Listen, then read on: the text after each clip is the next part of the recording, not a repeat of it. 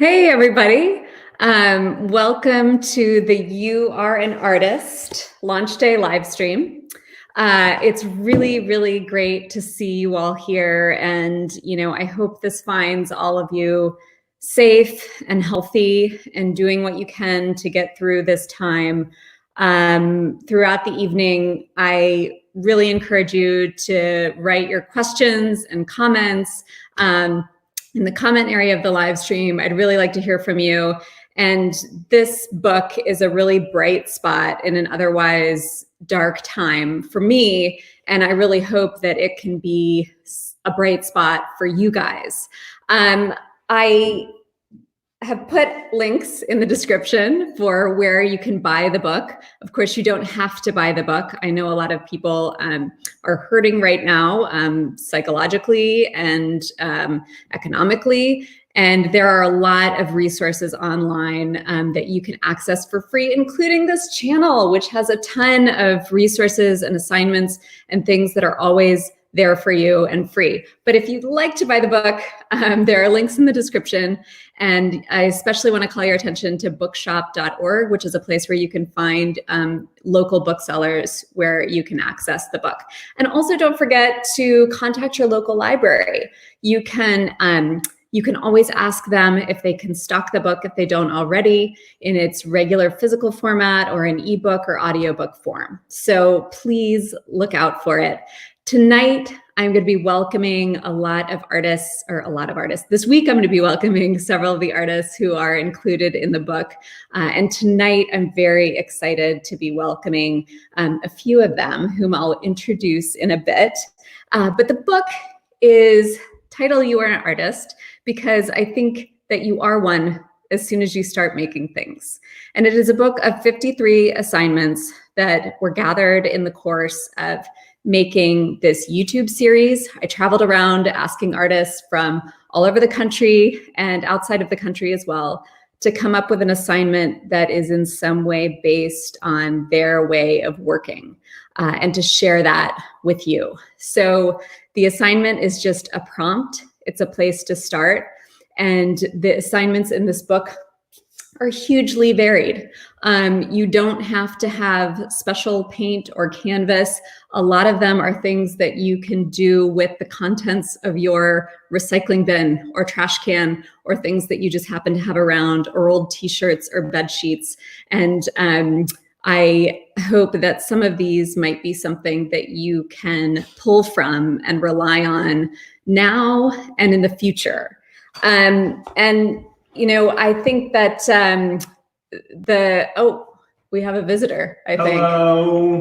Oh, John is here. Hi. Hi, I've just come to deliver some champagne. Ah, excellent. I'm doing the important work here. Hold on, I've got to refill Sarah's glass. All right. And I'm also I'm gonna pour myself some champagne as well, to be completely upfront with you guys.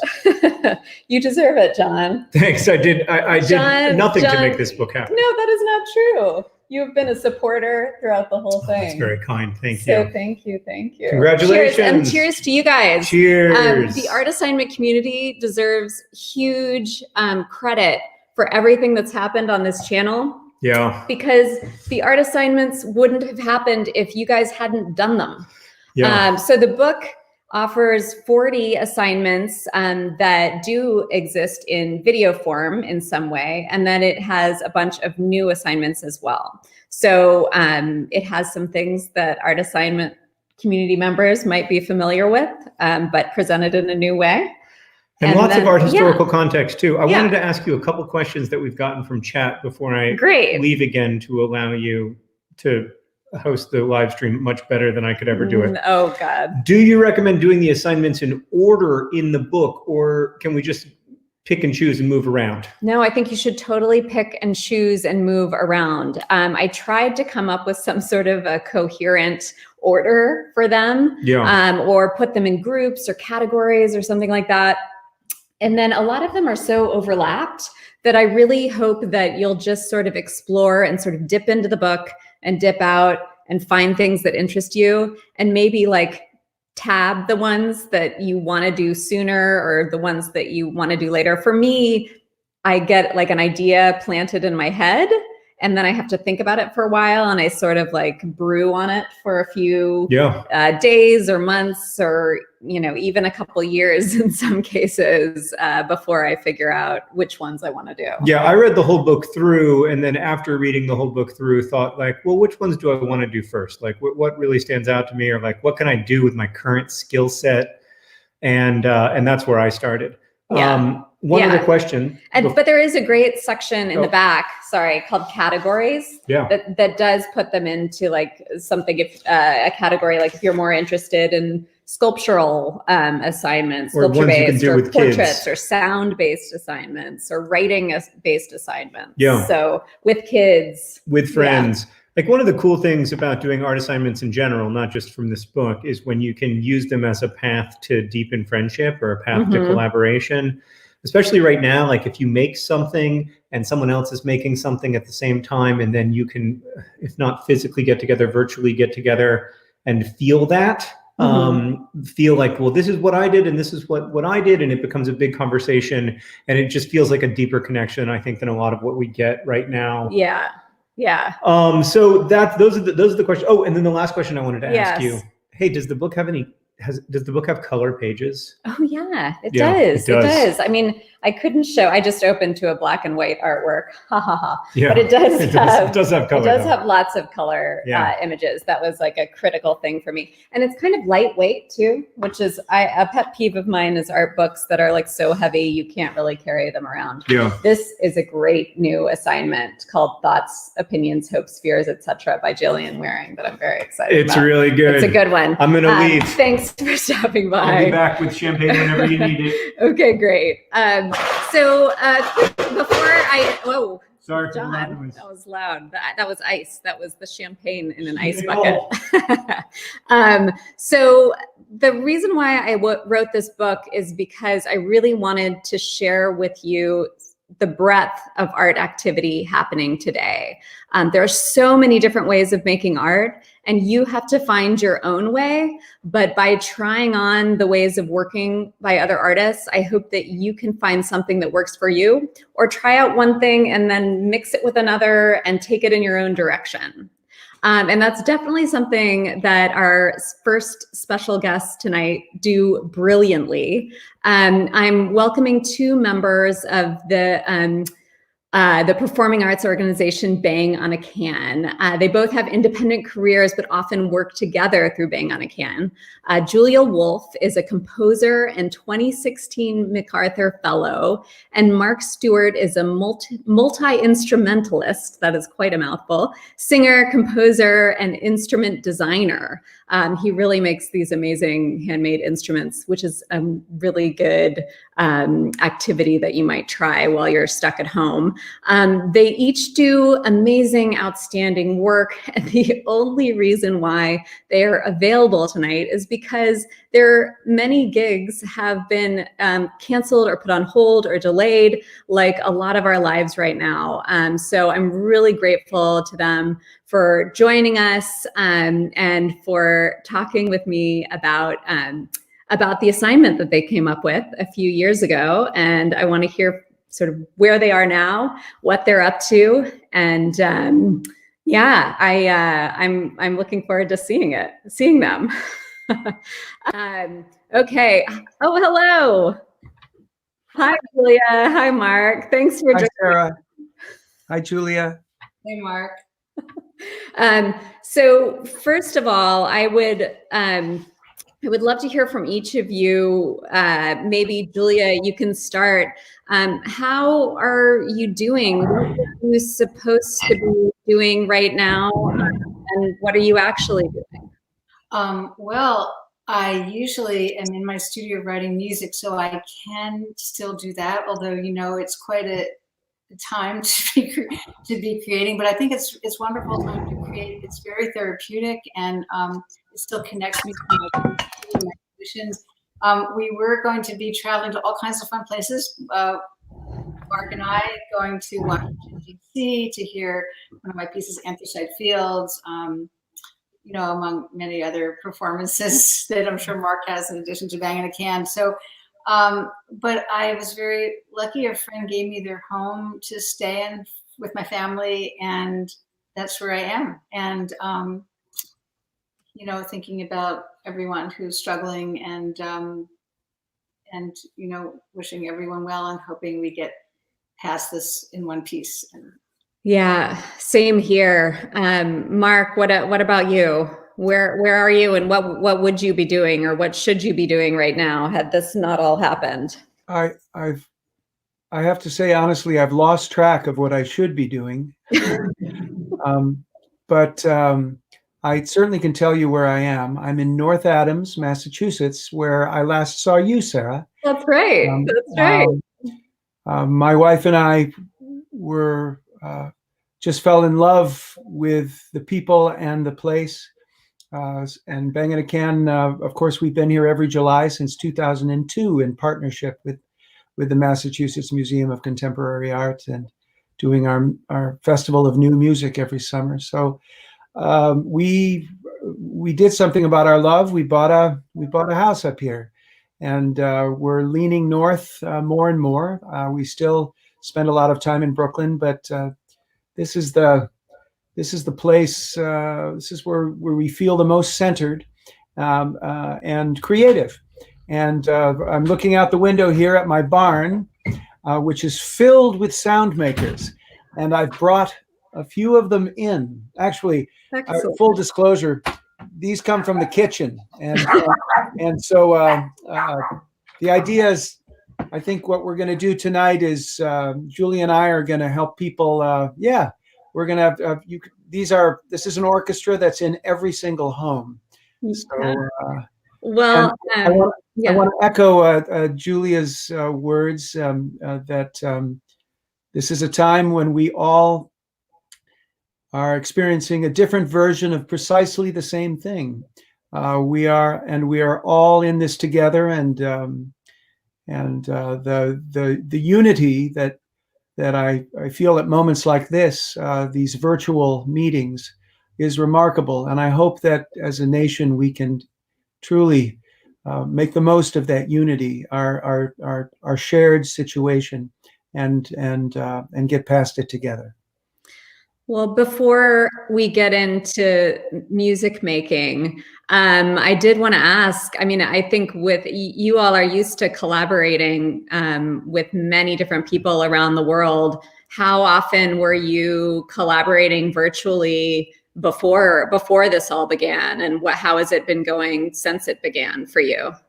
I did very little virtual collaboration. Lots of communication, lots of exchange of ideas, but no performance or no discussions that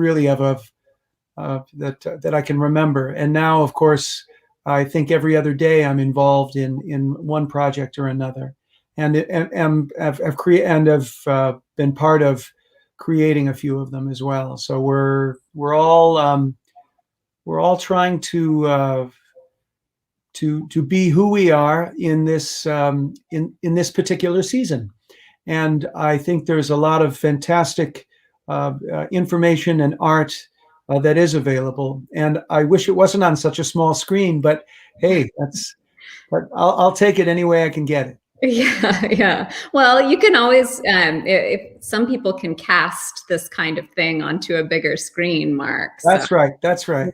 You can make it, project it. So that's right. I have collaborated over screens, not with Mark. Mark and I always do it in person. I go to his place either in Massachusetts or in Brooklyn, and but when I have a rehearsal with, let's say, a great percussionist like Colin Curry, who's in Ireland, Dublin, in Scotland. Sorry, he's right now in Scotland. He takes out his drums and pots and whatever else we're playing, and we go back and forth. And I've done that at least with a handful of people. We, the overseas thing sometimes ask for that, so it's not the same as being in person, but it's getting pretty darn good, actually. Yeah, good. Well, and I've actually, I forget where I was reading about it, but I've been hearing people talk about how the sort of sound landscape has changed quite a bit. Sort of, the assignment that you offer in the book is called Find Your Band. And it's about listening to the world around you. And just to make sure everybody in the audience knows, the assignment is it asks you to, step one, go through your day and notice all the sounds around you. Choose a sound or a group of sounds to be your band, and then join the band. You can hum, clap, sing, drum, or make your own sounds to accompany it. So that's what we're thinking about. But as we're thinking about sort of listening to the sounds around you, I mean, I know for me, just the slowness, the slower pace of life that I have taken on in the past month has allowed me to notice spring happening around me, to, fewer planes going by. How have you experienced the sort of shift in the sound landscape around each of you? Well, certainly being out of the city is probably very different for both of us. I think that what you're saying about noticing spring coming and things like that, a lot of it's visual. I've been watching a tree blossom. I don't remember watching a tree blossom so gradually, and it's really remarkable, the sections that blossom and the next section that blossoms and the ones that fall out. I mean, it's just an incredible process to watch. And I have to say the flowers are really speaking to me. Good. What about you, Mark? Yeah, I concur. I think for whatever set of reasons, the thing that I am most aware of also is visual, and watching the flowers grow, seeing them first peek out, and then relieved of their shyness, they thrust forth more and more every day. I've never been in a position, I'm on the road so much, where I was able to see the flowers as they grow, and some have already blossomed, and I will say that I sit on the bench that overlooks the valley, and the valley is much quieter because people aren't moving around. So I've always listened on that bench to the valley, and it's not a noisy valley, but it's even quieter now. And the Hoosick Tunnel, the historic Hoosick Tunnel, through which that was built in the middle of I think in 1840, actually, it was quite an engineering event. A part of it collapsed, and they had been repairing it, and it's been a long time since that train didn't run. So we didn't hear the trains either. So I was aware of I'm aware of the mechanized silence, those huge engines, and every once in a while a blast of a whistle, which I was just like I was a little boy again. I was always thrilled by those sounds as a boy, and I still was. So those were welcome sounds, and sometimes you'd hear a rhythm, but now there's no blast of the whistle, there's no rhythm, there's no train. And they're working hard to fix the Hoosick Tunnel. So again, we'll have rhythm and whistles. Excellent. Speaking of rhythm and whistles, can you introduce us to the instruments you've gathered? Sure, Julia, you go first. Okay, well, it's really wonderful to have dear friends who give us their space to live in at this moment.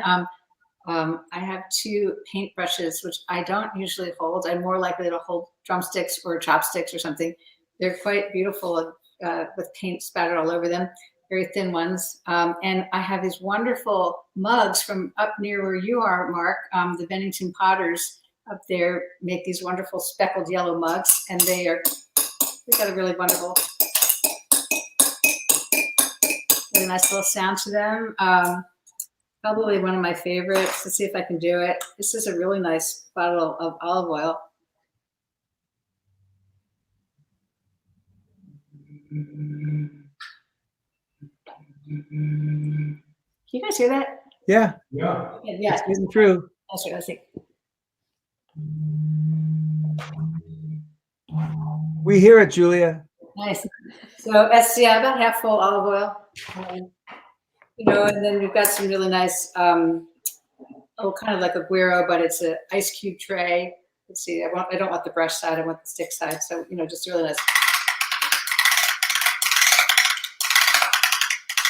and some sort of like a washboard, but it's a zester. It's one of those really fine graters. So yeah, along with that's about what I'm working with right now. That's a really nice little band. Yeah, sweet, right? Yeah, and the great thing about that is one person can try and play all those instruments. 2 people can share them. 3, 4, 5, even 6. I think you have 6 different sound makers. So that's a lot of power. That's a lot of sound power. Yeah. Well, I'm going to add to that sound power. This is one of my favorite things. This is just a stainless steel mixing bowl, and it has a very beautiful sound.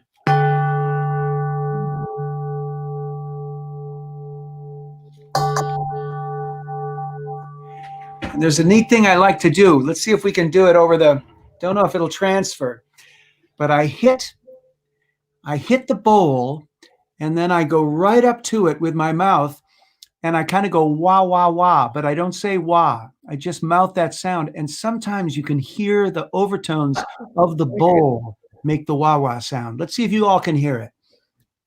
I'm going to hit it with a pencil because that'll make it a little sharper sound. And let's see if we hear the wah, wah.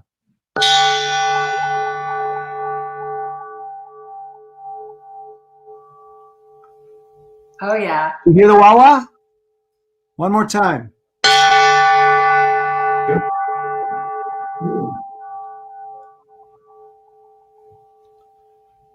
I don't know if it transfers or not. Yeah. Wow. It's a subtle Jimmy Page. Yeah.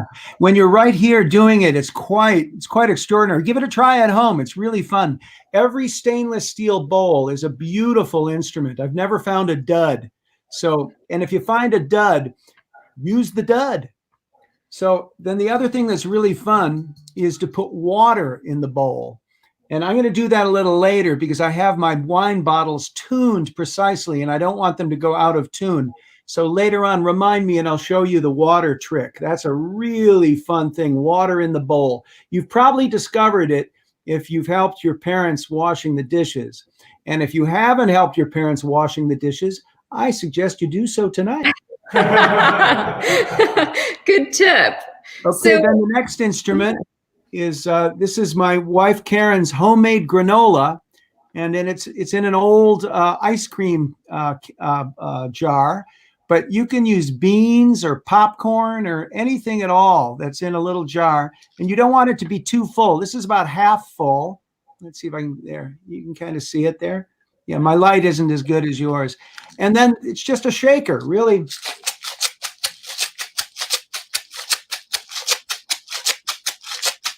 If you turn it the other way, you get a different sound. So that's a shaker.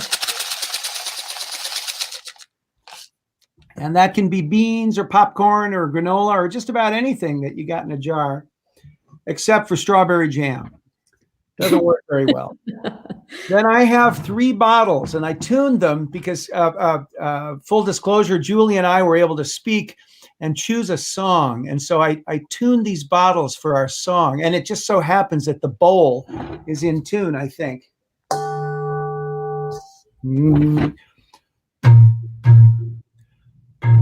Let's see. And that's the... Yeah. So we have... Is that coming through? Yeah, nice. Right. Loud and clear. And then we have a third one. So we have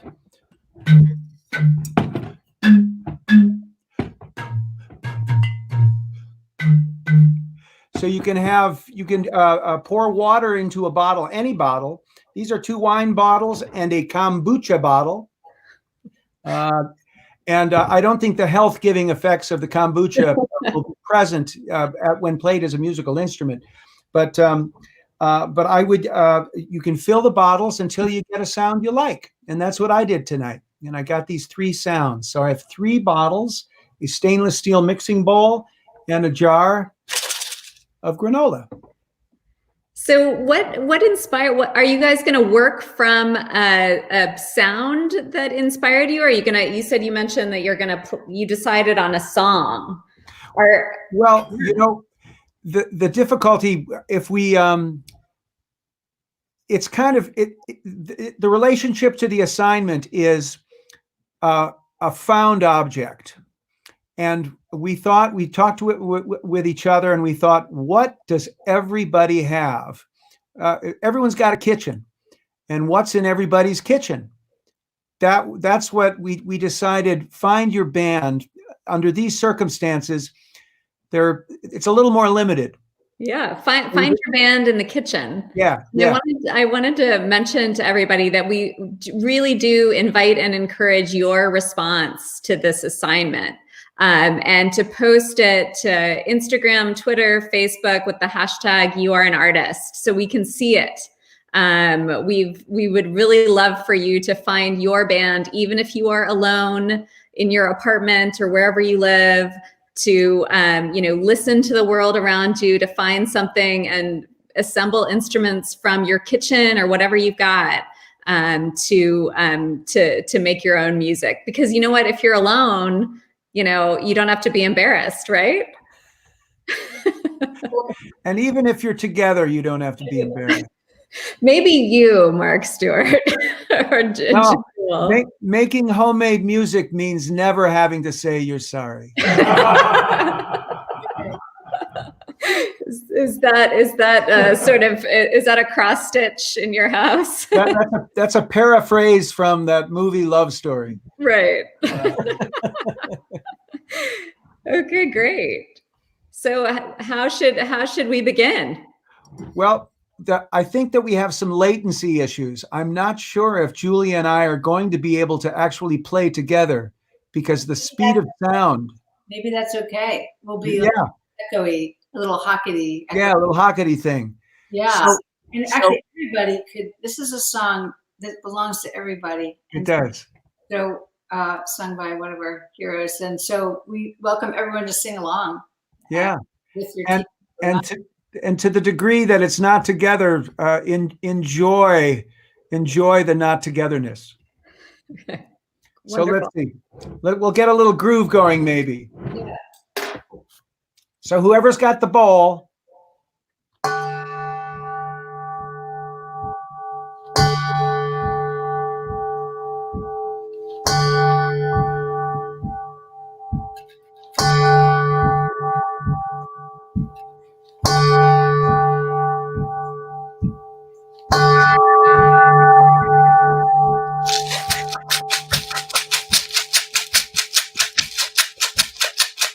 Okay.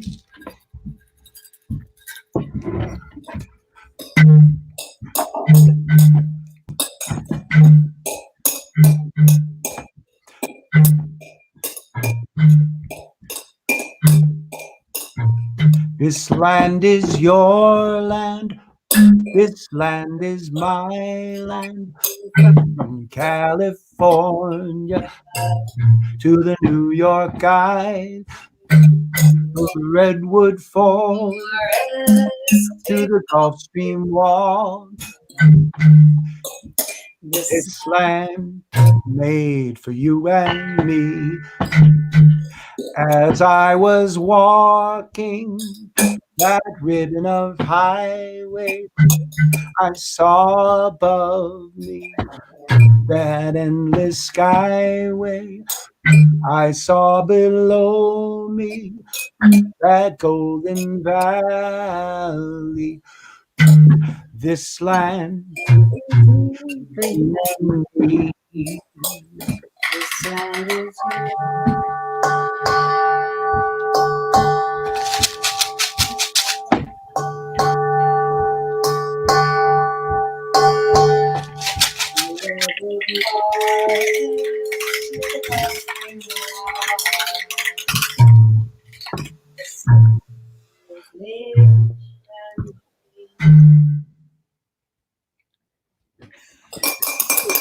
Bravo! Oh, I'm happy. That was beautiful. That was beautiful. Yeah, there's a little bit of the Zoom call, whatever sound is loudest tends to take over. But but everyone loves it. Well, and it's such a wonderful, I love that you chose that for many reasons. Can you talk a little bit about why you chose that song? Well, it's a song, of course, Julia and I both know and love. It's deep in our hearts and in our minds, and maybe especially so right now. Julia? Yeah, it's it's a moment where you want to hear from every part of society. You want to know how every part of the society is doing. This land belongs to everyone, and everyone doesn't always feel that way. And we want to let them know it's true, and we're moving to get there. Yeah. And what is it about the creator of that song that you think is particularly helpful now? Well, Woody Guthrie, he didn't just walk the walk. He didn't just talk the talk. He walked the walk. And the people that he wrote songs about, he knew them personally, and he spent time with them and lived with them and worked with them and toiled and broke bread with them. He was a great believer in the beauty of the people of this nation, and so often the people that don't get to speak for themselves, and he used his power and his gift to speak for them, and I think right now all of those qualities are essential to find the solutions for the problems that we have today and the problems that we'll have tomorrow. Yeah. It's so true and so beautiful. I mean, I find myself in these Zoom meetings that I have for various things, whenever anything happens that's synchronous or people actually connecting, like I start crying because, we're all so hungry for connection. And even here, even through these screens, it can still come through. And I really appreciate you guys like making this possible. But as people, I'm curious though, because we really I would really love to see people watching tonight, like actually give this a go, either, on their own or with the people they live with. How do you encourage people to sort of get over their inhibitions and just start trying this thing? And like, how do you pick a sound to work from? Well, first I'll go back to being 5 years old. There's no 5-year-old or 6-year-old that doesn't think a pot turned upside down is a drum. So that's a good place to start. Just let's shed the self-criticism. Some self-criticism is good. It makes us better. We're evaluating ourselves, and then some keeps you from getting out of bed, and some keeps you from having fun. So, you can go in the closet and kind of like, secretly, sing in the shower, so to speak. But I think it's going to be a lot more fun if families are together and they try it out together and find a new way to entertain themselves. Yeah, and I would say that the way past self-consciousness is to find, at least in this case, spend a little time in your kitchen and find an instrument that kind of gets you excited. I turned this one over earlier. And,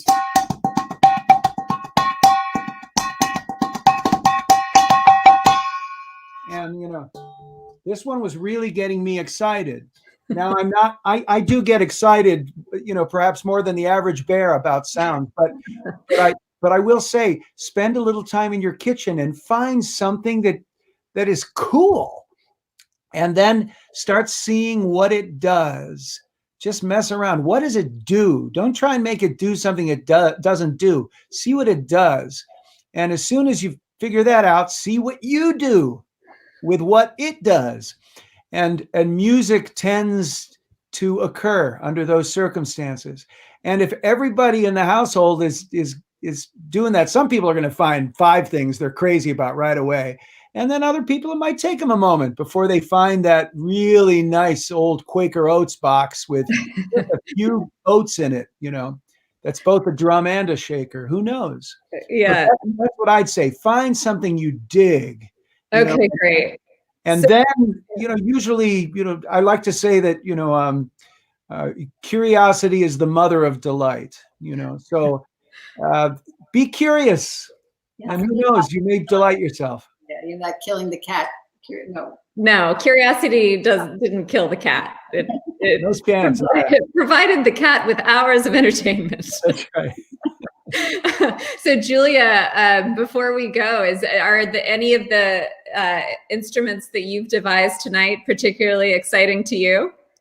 I was surprised about the ice cube tray. Hadn't thought about it. It's very, very similar to the bottom of the Vibes. When Mark and I are with Banging a Can, we work with a really wonderful percussionist named David Cosson. And at the bottom of the Vibraphone are these tubes that resonate. And if you go like this, it's like a picket fence. This is pretty close. I hadn't anticipated, because there's just a little row of them. So I'm pretty into the ice cube tray right now, I'd say, of all the things. Yeah. Julia, I want you to know that when we sign off, first thing I'm doing is going and getting an ice cube tray. I'm getting a metal bowl. I'm flipped out over the metal bowl. I'm getting downstairs. Yeah, I was really surprised how smoking that thing is. We got to have one on the bandstand. I love it. Well, thank you guys so much for joining this evening, and thank you for this wonderful assignment. Again, I hope people are watching find their own band by listening to the sounds around you, improvising with materials you have around you, kitchen equipment, stuff hanging, jostling around your drawers. I remember from the art assignment video we made with you guys, you worked with a washing machine. That was brilliant. A washing machine and dryer. Julia played the washing machine, I think, and Mark played the dryer, and Mark put keys in the dryer. It was great. I mean, it made a wonderful rhythm. So thank you for this assignment and for being part of this project and for sharing a wonderful way to make art and create togetherness during this time. Thank you, Sarah, thank you, Sarah, for bringing all these artists together. Okay. Yeah, big fan. Your work is absolutely spectacular. Thank you so much. Gosh, and you guys are amazing. Okay, talk to you soon. Okay. Bye. Okay, bye. Hey, that was so great. Wasn't that cool? This land is your land. I mean, were you crying? I cried a little bit. There were so many lines, and sorry, I'm pouring more champagne. Yeah, he's coming. For everybody, but most especially for myself. Yeah. I just think it's a wonderful night to celebrate, and we've been saving this champagne for a very long time for this moment. So cheers. Cheers. There was so much that I loved about that. I know. I love the version of This Land Is Your Land got to me. As you know, I'm a huge Woody Guthrie fan. I knew. As soon as I knew what I got an idea, I was like, uh-oh. But there were so many things that they said that really resonated, especially in this time that took off in the chat to the degree that it's not together. Enjoy the not togetherness. Yeah. That's a beautiful sentiment for right now. And also, I've never found a dud, but if you do find a dud, use the dud. Use the dud. Yeah.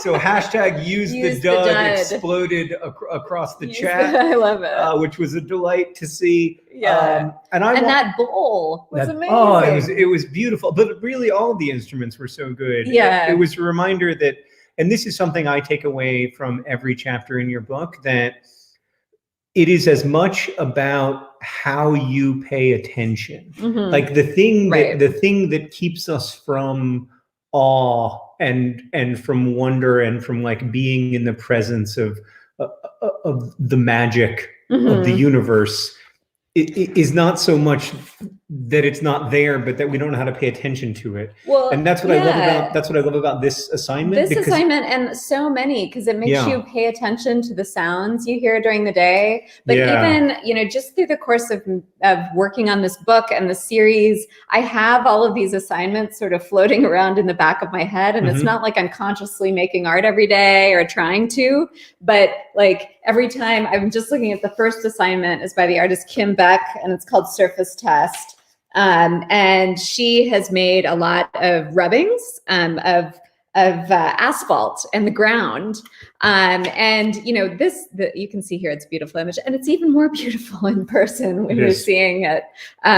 Or on audio. Or on audio. Yeah, you can really see those colors. Sarah narrates the audiobook, by the way, and she did a great job. Which is exhausting. It's a little tiring. I don't know how you do it before, but anyway, because I know about the surface test assignment, when I'm walking around on a sidewalk and I see like a super messed up area with lots of cracks, I think like, oh, wow, that might make an amazing surface test. Yeah. I mean, really, for me, the book is a guide in how to pay attention like an artist. Because I think, especially when I was young, but even when I first met you, I thought of visual art as being fundamentally different from the kind of stuff I did, because I thought visual art was something that was done by fancy people. Whereas writing, I thought of as a craft, as like a human craft. And art felt like, oh, this is the domain of, people who live in ivory towers or whatever. Yeah. And what I've learned from reading your book, from learning from you about contemporary art, is that in fact, it's people who are paying very close attention and using materials to respond to what they find. Well, and they're hashtag using the dud. Like they're finding ways to find meaning or construct meaning out of the materials around them. Well, and I think that's such an interesting part of this moment, not just within the coronavirus crisis, but even before, where it's the attention economy. Our attention is what's so valuable. And it's also what tends to make our life really sort of anxious and frantic and torn in many different directions. Right. But like, depending on what you do and what your situation is right now, if you can stay home, if you can be, shelter in place, it does allow you like to slow down in different ways and to notice different things, because you can't go anywhere. Or you can go for a walk. I mean, there's one assignment in the book called Quietest Place, where you go for a walk and seek the quietest place you can. Yeah, so I did instead that of one. Going towards a sound, you go away from a sound. The quiet. Several people in comments asked if there are other assignments in the book that involve sound or... Yes. And the answer is yes. Friday night here on YouTube, from 8 to 10, we are going to be having on Stuart Hyatt, a very talented sound artist who is going to do another sound-based activity here, which should be great and involves some classically trained musicians who we're going to be doing some experiments on. It's going to be magical. And you're going to be involved. But there are several that involve sound, and there are several more that can involve sound, depending on how you execute it. You execute the prompt. Like a lot of these things, like if you have a particular talent, or if you don't worry. You can sort of bend the assignment to suit your skill set or lack of skills. So I actually used the Quietest Place assignment recently. I wrote part of the next episode of my podcast, The Anthropocene Reviewed, at the end of a Quietest Place exercise. I went on a walk and I was looking for the quietest place. And I don't know if you can find the chapter, but I was looking for the quietest place on my walk. And then the idea is that once you get to the quietest place, you find a way to record it or to take a photograph of it or whatever. Mm-hmm. And what I did is I set out my lawn chair and wrote this episode of the Anthropocene Reviewed. Mm-hmm. But I think that I can't find it right. That's okay. The magic of the book for me is that it encourages you to do something, but it doesn't prescribe what will result. So it doesn't, like an assignment like Bang on a Can's assignment or Jace Clayton's assignment doesn't prescribe what the end result is. It just gives you a place to start. Yeah.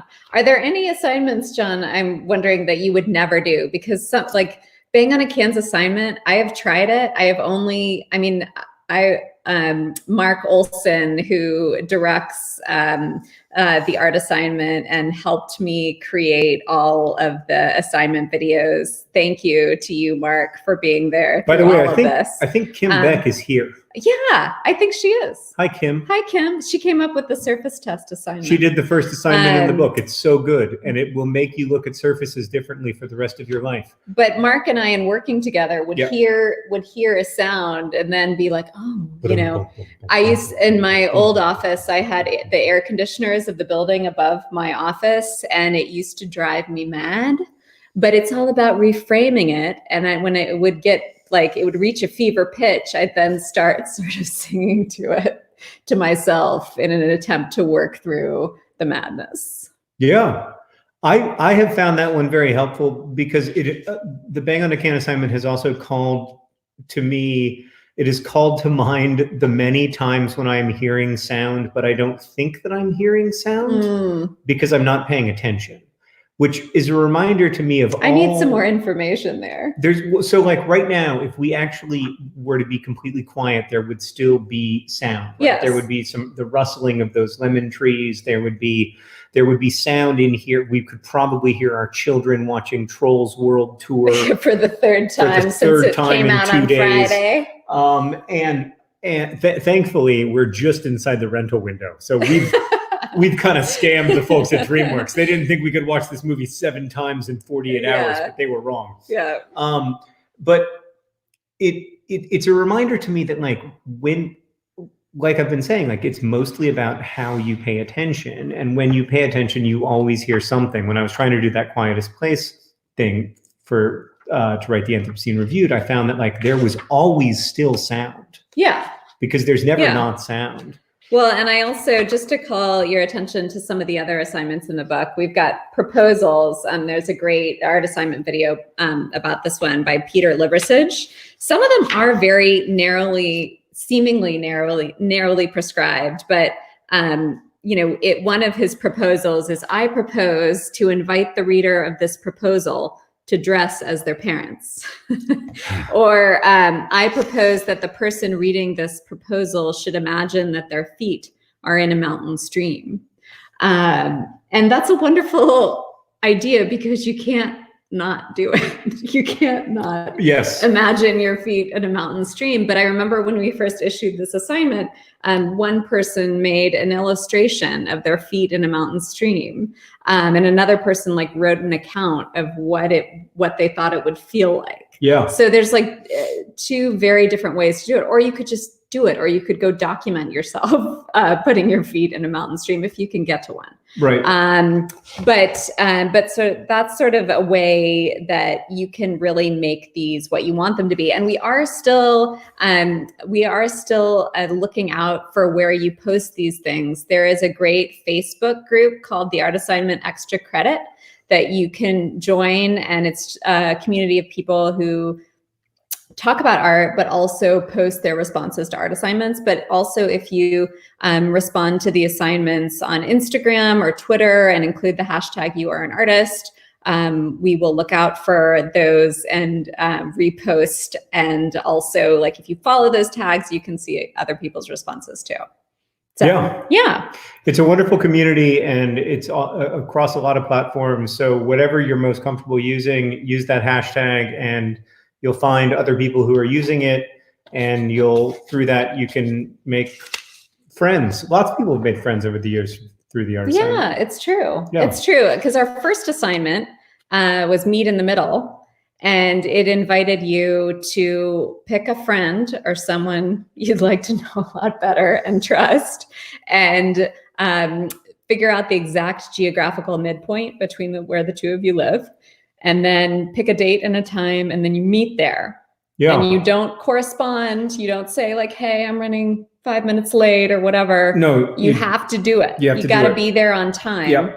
And it may be in the middle of a field, in the middle of nowhere. It could be within your town. I mean, one wonderful response was a woman who met her baby halfway down the hall. The baby crawled halfway down the hall. It was adorable. And I bet that baby is probably in writing second papers. Grade. Yeah. So I think obviously you cannot most people cannot travel long distances right now. But you can also plan to do it, because I am counting on this ending at some point. Oliver says, I met someone for the first time through Meet in the Middle assignment. It was a lot of fun, if we met in the middle of an industrial park on a deserted Sunday.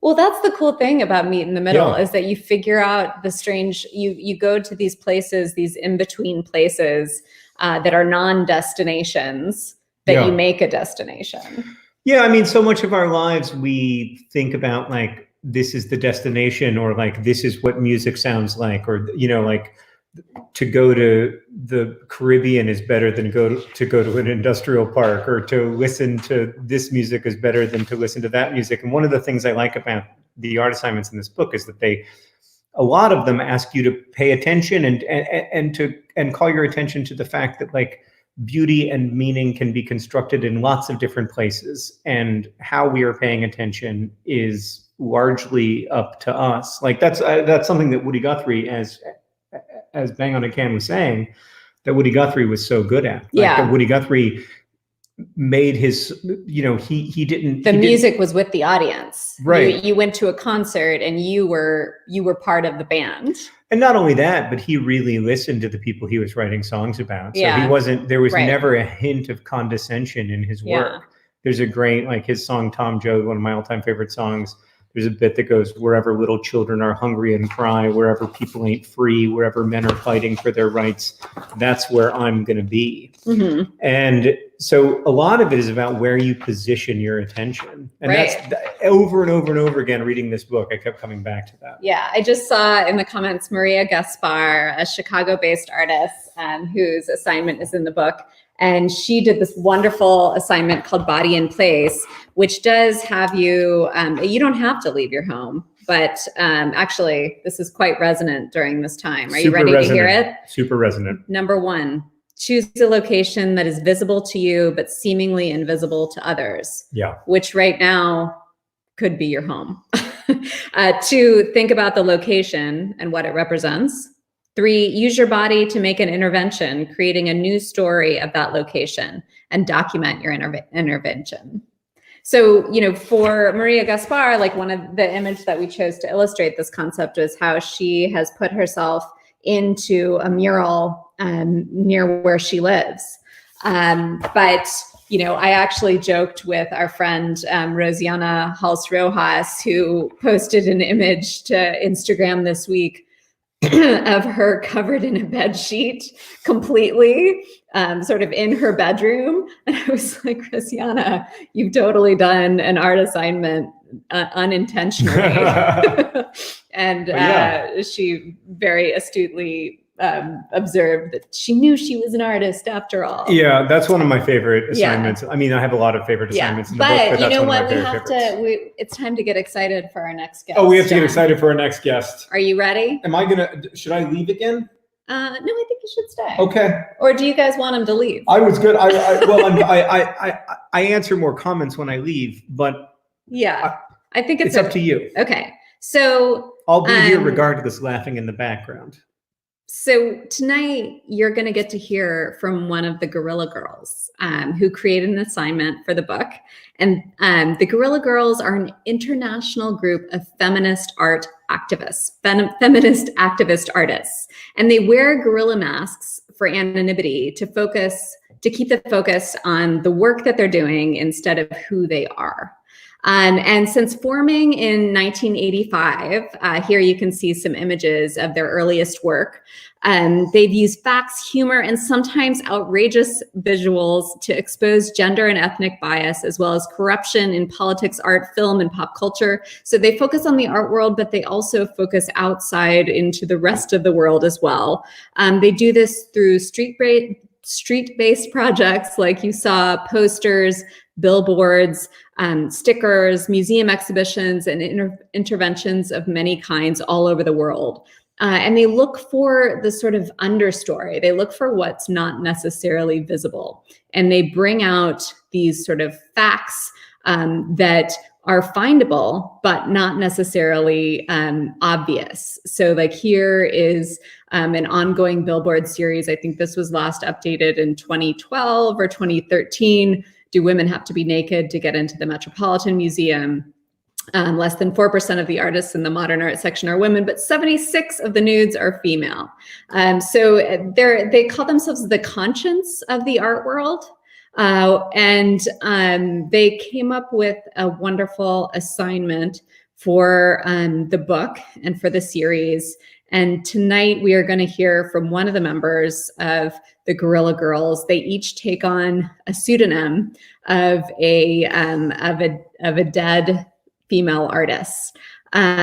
So I'm really excited that we are going to be hearing from them. But the Guerrilla Girls are a group that fascinates me because they've been working diligently since 1985, doing such a wide array of projects. And just so you know, they're here, let me see. Somebody in comments said more male nudes. More male nudes. Yeah, why aren't there more male? I don't know. There are quite a bit. The Greeks and Romans loved some male nudity. So they were not afraid of male nudity. So there are quite a bit. But 24%. What? 24%. According to the most recent yeah, but here survey. You can see one of their more recent billboard projects. Dear Art Collector, art is so expensive, even for billionaires. We completely understand why you can't pay all of your employees a living wage. It's so true. Yeah.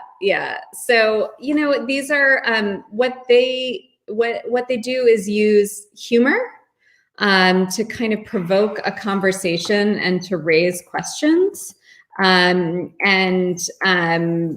I really admire the way that they can sort of concisely summarize how they're taking issue with bias, but do it in a playful way. Totally.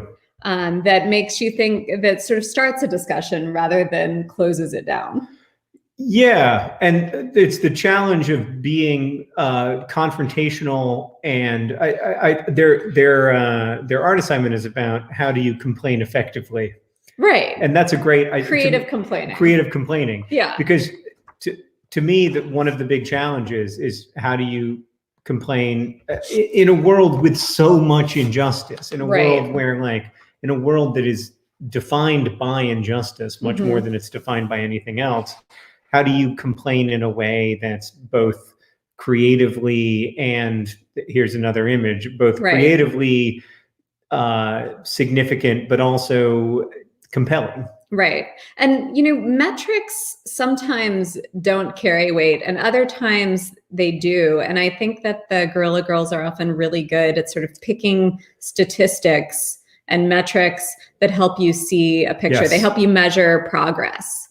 Like they have done, like here you can see this is something focusing outside of the art world. The US Senate is more progressive than Hollywood. And this was in 1999.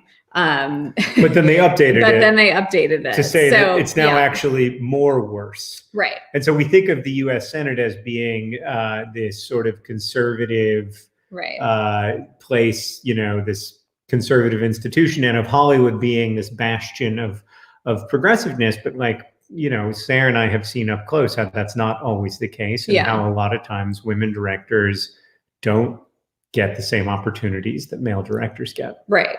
So I'm really excited to talk to Frida when she does join us. But in the meantime, I just want to say that my best friend Chris Waters, who I haven't seen in 6 weeks. Who I haven't held in even longer than that, is in comments and pointing out that the very first art assignment that was ever released was Meet in the Middle. Yeah. So 6 years ago, it was the beginning of Sarah's channel. I mean, we could never have imagined then that it would grow for 6 years into a channel with now more than 500,000 subscribers. But Chris and I, in response to that very first art assignment, we met in the middle between our two offices probably illegally. Probably. I mean, that's part of it. We had an early video on the series that said that was don't break the law. Don't break the law. But you decide how you execute these assignments. And sometimes when you calculate the geographic midpoint between where you and someone else lives, it's on private property. Yes. So then you meet in an adjacent spot. Although in this case, make a decision. In this case, we just met in that random person's backyard, and their home was too large for them to know that we were there. Your geographic midpoint were in Joe Exotic's zoo. Ooh. Anyway, just a thought. Just a quarantine thought. This has been a weird 8 weeks. Probably the weirdest 8 weeks of my lifetime. Yeah. Is that fair to say? Yes. The weirdest part of this 8 weeks is not the universalization of experience in the form of the universalization of experience of this pandemic, this unprecedented pandemic, but the universalization of experience in the form of everyone having watched Tiger King. Right. It's something we can all share. It's very weird. Yeah. But yeah, I mean, I think thinking back to the beginning of this series, like the reason why I wrote this book is and sort of make these videos and do all of this is not because I enjoy being on screen. I actually don't like it. I like you guys. Say. I don't like it. That's a huge surprise. No, everybody knows that. You. Everybody who in the chat doesn't know that. Who in the chat is shocked to find out that Sarah doesn't love being on camera? But I've done it because I felt for so long that the art world that I know was not represented in the wider world. That like the art world that gets depicted in most media is like a rarefied art world. And the artists I knew and know are doing amazing things that aren't what you would think, and they're living relatively normal lives while doing it, and they're making art like out of their natural inclinations to a large extent. So I think, like, to me, I really have written this book and put it in physical form because that's the other funny thing about this virtual tour, because several weeks ago when I thought I was going to be doing an actual tour and seeing you guys, I was sort of writing in my head some opening thoughts about how, I've been so focused on the virtual world for the past 6 years, and I'm so glad to like be back in the world of actual people. And then this happened, but like, thank goodness we have this. Yeah. So I feel like overwhelmed with gratitude that this platform is here, that we can talk this way, and that we can share these ideas, and hopefully we can introduce some other activities besides watching Tiger King. Yeah, I mean, you've watched Tiger King already, right? Not that that's a waste. So now that you're done with Tiger King, I've been thinking about that a lot, actually. That like certain 6-hour segments of my life are very different. Like the 6-hour segment I spend with your book, You Are an Artist, is very different from the 6 hours I spend with a television show. And I'm much more grateful. I'm glad that. No. But I'm much more grateful for those 6 hours that I spend with your book. And that's true for most of the books that I'm reading right now. So I just feel right now is a kind of a hard time to read. Right. Obviously, it's a hard time to make stuff. I'm struggling to make stuff that isn't super COVID focused. Yeah. But it's also I think when we look back at this time, we're going to be most happy about the stuff that we made. Okay, well, I'm really excited to introduce to you all Frida Kahlo, not the wonderful Mexican artist who is no longer with us, but the Frida Kahlo of the Guerrilla Girls. Hello, Frida. Hello, can you hear us? Frida, I think if you talk, we'll hear you. Ooh, maybe not. It froze. Oh, it was really good there for a second. Yep. It's a magnificent. We got a great still. It's a magnificent screenshot. Regardless, it's solid gold. I mean, yeah. And please, while we're trying to get Frida, if you have questions for her, please please let us know in the comments. Yeah. And hopefully we will effectively connect. I mean, really, we could work. Yes. Oh, there! Hey, Hi. Hello. Here. You're a little bit in. I have to tell you, I'm in the woods, so my internet connection is a little wonky. Oh, you can't hear us. Oh, okay. Oh no. Oh no. Well, we're gonna keep trying. It was a magical moment, and Nikki will try to figure it out. Yeah. In the background, but I think regardless whether Frida comes back or not, that might have been the single best guest appearance in the history of this entire book tour launch. I think we should talk for a minute about the decision to wear a gorilla mask. Yeah, please do. And I'm going to pour some wine. Yeah, I'd like some more too. Yeah, I could. It's slowing you down, but it's good. Yeah, it's good. In it's a good blessing. way. Yeah. So that's all we have. So that's great. Okay. Wow, where did this go, John? Oh yeah, it was all me.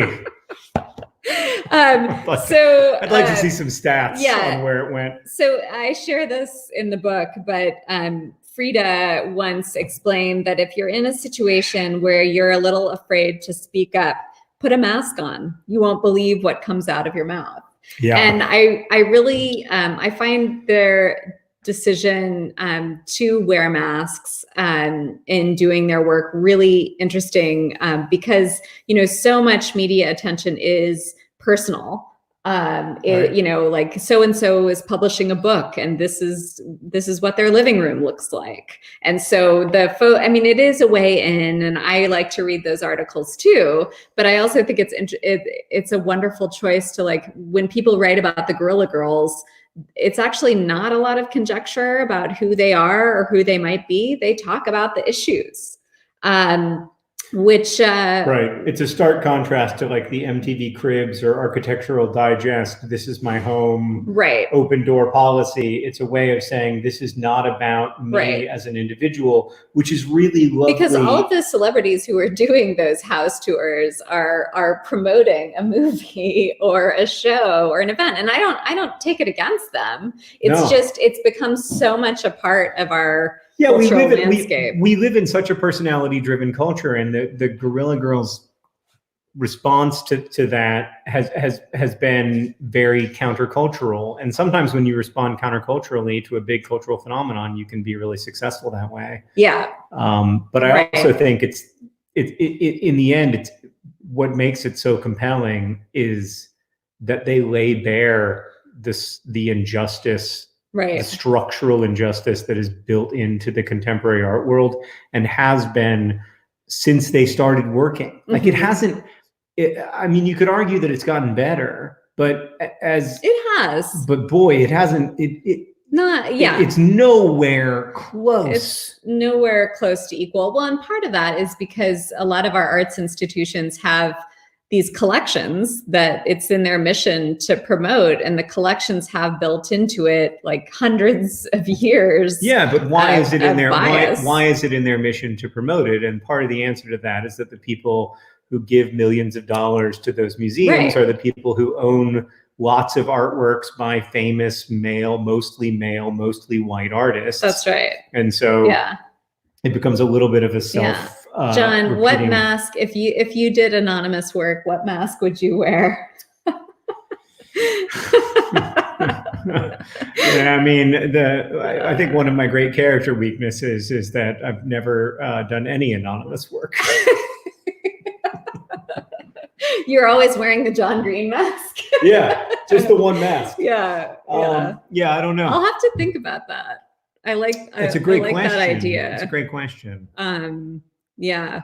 We'd love to know if you were to take on an anonymous persona to do the work that you want to do. Yeah. What kind of mask would you wear? Yeah. I mean, the only thing I'll say is that I did used to write fan fiction, and I wrote that fan fiction extremely anonymously. Like I wrote it so anonymously. Well, this is actually a great Sorry. No, go ahead. This is a great, yeah. Well, make it so about, every time make it about the that book, John but every time John starts a book, yeah, he says to me, you know what, Sarah, I think I'm going to write this one under a different name. Yeah. And I say, oh, okay, great. I'm sure you're going to do that. Yeah. But what it does is that it gives him the leeway, the sort of runway to take off with his idea and to not feel the crushing weight of creating. Oh, I see Frida. Frida, do you see us?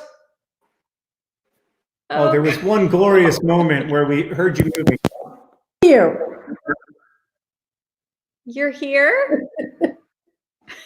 Hi, how are you? Oh, good. I'm way upstate New York,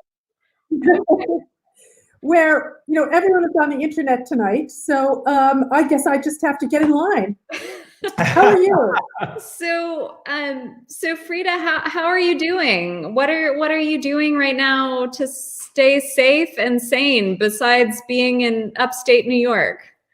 Well, since we're professional complainers, there's so much to complain about that it never stops. So it's only been a change of habitat. My days are pretty much as they usually were. It's kind of sad because we had some trips that got canceled, and we have a beautiful show in Tenerife in the Canary Islands that's already installed, ready to go, and they had to close it the day before the opening. Oh, yeah. So it's sitting like it's in an Egyptian tomb, sealed for eternity. Yeah, I've been thinking about that too. All of the empty spaces and the exhibitions that people work years toward achieving. But I'm curious. The Guerrilla Girls are an international network, and you don't ever publicize or talk about how many members you are, but you must be used to communicating from afar. Oh, absolutely. We've always been digital. We send entire exhibitions digitally. We do everything online. So we're so sad that the world is going through what it's going through. We're sad that it might have been different. My heart breaks and I cry every day for stories of my friends in New York City. I was one of the privileged few to be able to have a place to escape to. And it's, I can't forget it. I can't get my mind off of it. It is what's going on in the world right now. And if I do escape it, it's only momentarily. We are about looking at the world as it is and trying to imagine it a better place. And man, that's a lot of work right now because the world sure could be a better place. Yeah. Yeah, but I think the ways in which the work that y'all have done over the last several decades connects with right now are on many levels, because your work has been about structural inequality and structural oppression, and we are seeing how structural and failures toward the most vulnerable people play out in the most horrifying, terrifying way. Absolutely. And this whole idea that somehow the market and commerce is going to save us is, it's so clear that that's not going to happen.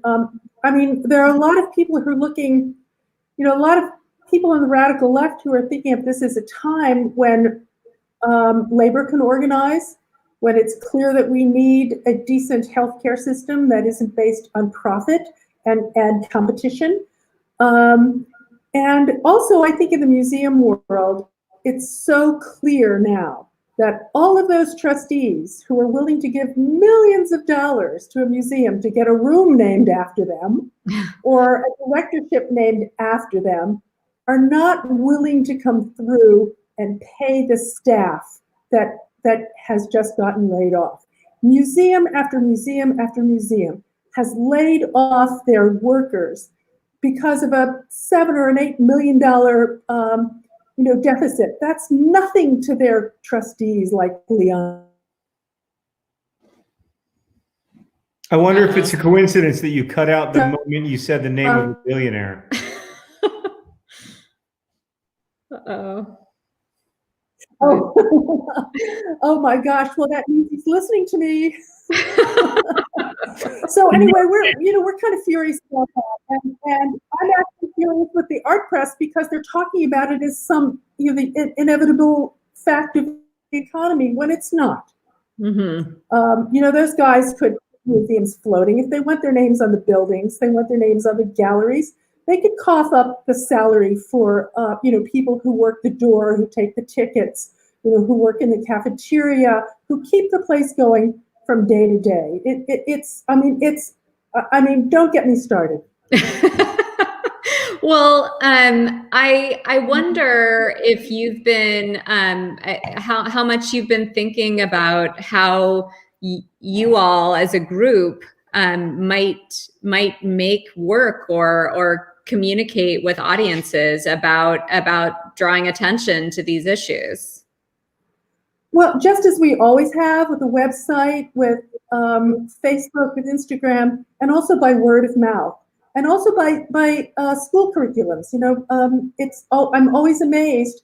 My cousin called me 2 weeks ago, who I haven't seen for a long time, and he told me he was supervising his son's 6th grade art assignment, and they were talking about the Guerrilla Girls. That's awesome. He told his son, my 2nd or 3rd cousin by marriage or removed or whatever, that he was related to one of the Guerrilla Girls. So I wrote him a letter and said I'd love to visit his class or send him some information. So those sorts of things just happen, and that's a 6th grade class in Pittsburgh, Pennsylvania. Right. So I think word of mouth is what really makes us live. Yeah. So your art assignment is all about creative complaining, and it's one of my favorite chapters in Sarah's book that came out today. And and also y'all have been absolute unadulterated geniuses at complaining. In an effective way. Yeah, and I just want to make sure that everybody in the audience knows what your assignment is. And so I'll read the steps. It's called The Art of Complaining. And it's step 1, think of something you really want to complain about. I'm sure it'll be really hard for us all to think of something right now. And 2, how about the fact that the moment you said the name of a billionaire, your audio cut out like a proper conspiracy theory. All right. We're watching. Communicate your message in a unique, unforgettable way. And so I'm curious to hear from you, what you think this assignment offers at this moment. Well, we're all sitting around, those of us who aren't in essential industries, and my heart bleeds for those people. I have a neighbor who's an emergency room doctor, and he stayed in my vacant apartment when he had the virus so he could recover and go back to work. So not everyone has the leisure that we do. Let's, admit that. And not everyone is in a happy place when they're at home. Let's also keep that in mind. Some people's homes are not happy places. And to be confined with someone who abuses you can't be fun. Or to be confined with someone who's ill can't be fun either. So for those of us who have the free time now to think about things, let's think about how the world could be better. How could we learn from this so that it won't happen again? And how can we confront our government? And I'm talking about the government in Washington.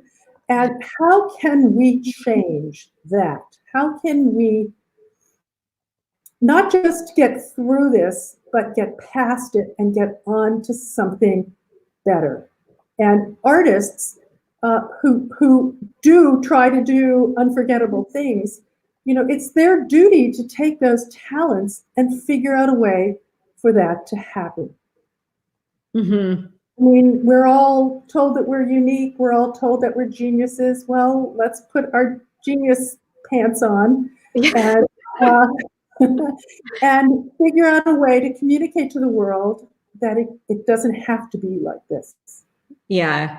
Yeah. I mean, yes. I couldn't agree with you more. And I think, you know, I find myself like thinking at sort of the good news for the environment that's happening, and how we could possibly incorporate that, you know, back into life after. And yeah, I mean, I think that it's important exercise just to think about even what aspect of this you care about the most, you know, like I think you know, when you and the rest of the Guerrilla Girls talk with each other, how do you go about sort of zeroing in on the sort of precise angle of the issue that is most important to you, or you think is it most important, most able to sort of penetrate with audiences? Well, we have a number of things that we're thinking about and a number of different ideas. And it's always trying to think about what will cut through and what would actually reach someone who doesn't agree with you. What would, and we've always been about transformation. We haven't been talking to the choir. And actually, when we do talk to the choir, it's kind of uncomfortable. As you remember, you followed us around in London, and of course, everyone at the art fair loved us, and we were handing out these stickers that were very critical of art collectors. And we didn't get very far when we were invited to leave. Yeah, I mean, we were kicked out, but we say invited to leave. Just to bring everybody up to speed, but I got to go with Frida and another Guerrilla Girl to the Frieze Art Fair in London, which is populated by, you know, very well-to-do art collectors. And it's fascinating when you work with the art world. The art world is excited to see the Guerrilla Girls. The art world is excited to see people who are going to and actively are criticizing them. And they say things like, "Are those the real Guerrilla Girls?" Which is gold on many levels.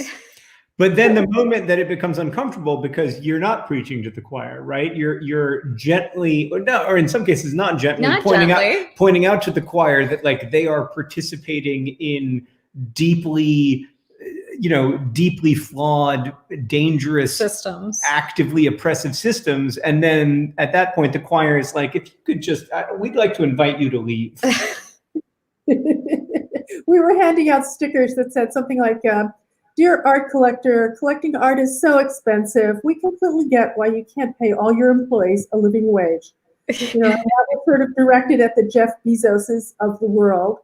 Right. And, you know, the art world is really run on those values. As much as everyone wants to think that it's enlightened and above it all, it was really run on hyper-capitalist values, and it was really getting out of hand. And maybe this is going to be a correction.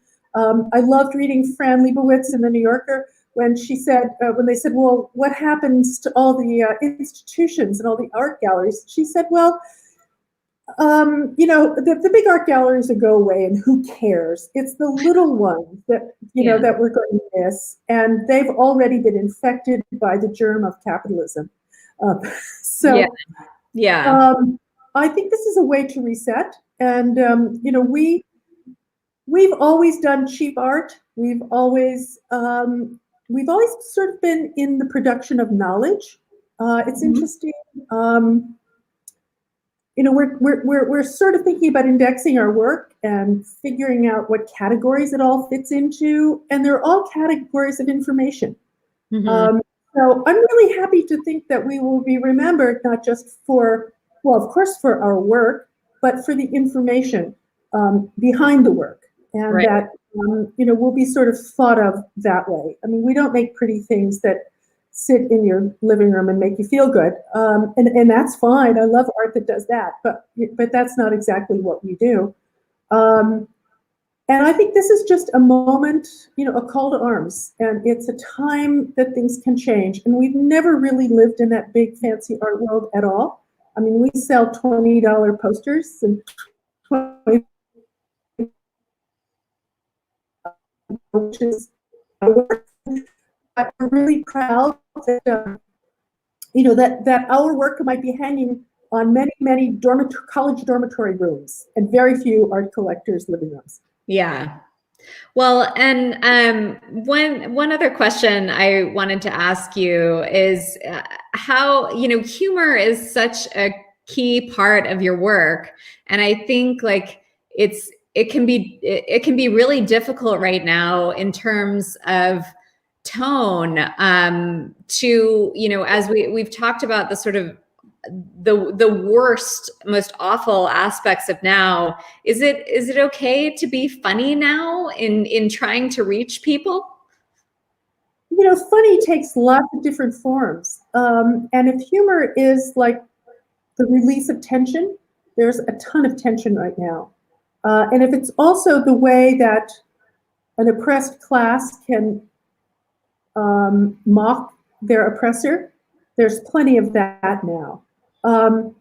The only thing is we haven't really figured it all out at the moment. I don't mean us, the Guerrilla Girls, but all of us. We don't know, how to release this tension yet. However, I did have an idea the other day for a little skit.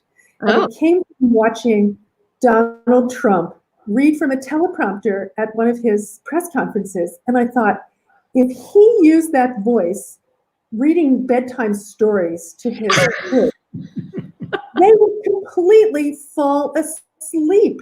And I thought, wouldn't that be a really interesting skit? I mean, that monotone voice. Yeah. Saying good night, moon. Good night, cow jumping over the moon. That's a great skit. You should do that. Okay, to mock make fun of your oppressors and the people you think are being unfair. Yeah. I think the YouTube channel Bad Lip Reading would do that really well. Crush that. I don't know if you've seen Bad Lip Reading, No, it's primo. You should. I'll send you a link, Frida. Yeah. Well, you send me, both of you, send me links to your 5 favorite online sites. Oh yeah, sure. For sure. Yeah. You can do that. And so what are you both doing? What are you both doing now? We're doing? We're trying to homeschool our children.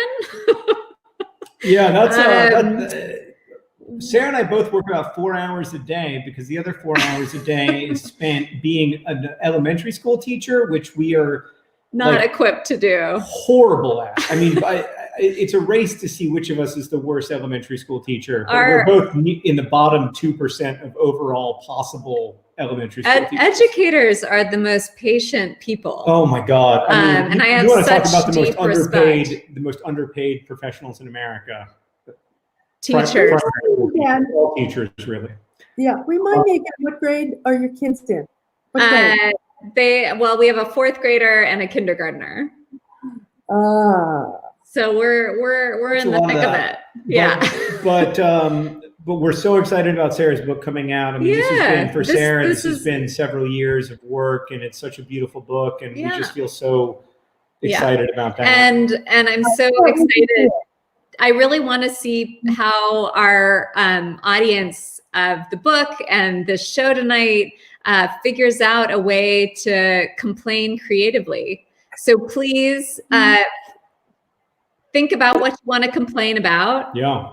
And you've got, hopefully, if you're a non-essential employee and you've got some time, start to think about how you might articulate it in a unique and memorable way. Don't copy Frida and the Guerrilla Girls. You have to find your own way, and then share it with us online with the hashtag #YouAreAnArtist, because I know I really want to see it, and I'm sure that Frida would like to too.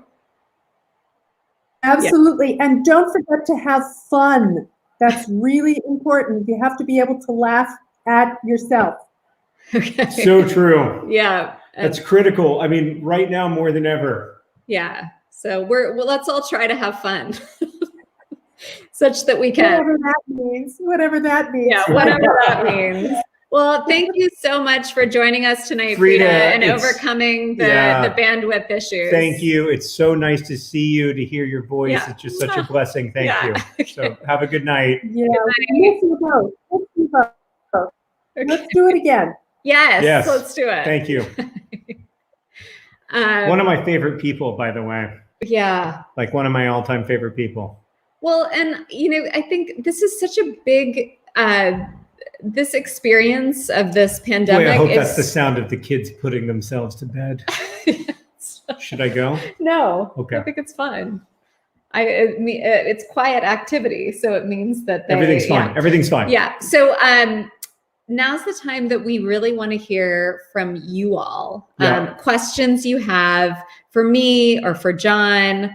I wrote the book, but John was there the whole time. And I was mostly taking care of the kids, but like everybody has their part to play. I also want to make sure that you know that in the description of the live stream, there are links for where you can buy it. It's really important right now that we support our local booksellers. They always need our support, but they especially do right now. And if you go to bookshop.org, you can find a local bookseller that might be selling You Are an Artist or some other books that you might want to see. And again, remember that if you don't have money for a book right now, of course, that's fine. We have a ton of resources through the Art Assignment channel, and so many great illustrators and artists are offering free tutorials right now. Yeah. I've been in my head building up a post that's going to be a list of great resources that I know I've seen other than the Art Assignment, because we have a lot. I saw that somebody asked what our favorite assignments are. Oh, there's so many. It's hard to pick a favorite. It's like picking among your children. Yeah, no. Really, when somebody asked me to pick my favorite of anything, I think it's important just to be decisive. You know what I mean? Yeah. Like I think I was going to make a quick sorted book while you were doing it. I just saw one in the back. Is that your favorite assignment? Well, it's one of my favorite assignments just because, as you know, one of my favorites is by one of my favorites, I will say, that exists in video form is Alison Smith's The Muster. Yeah. Really where good. She asks you to consider, what are you fighting for? So this is an interesting sort of from a different angle thought than the Guerrilla Girls assignment. Instead of complaining, you have to think about what you are for.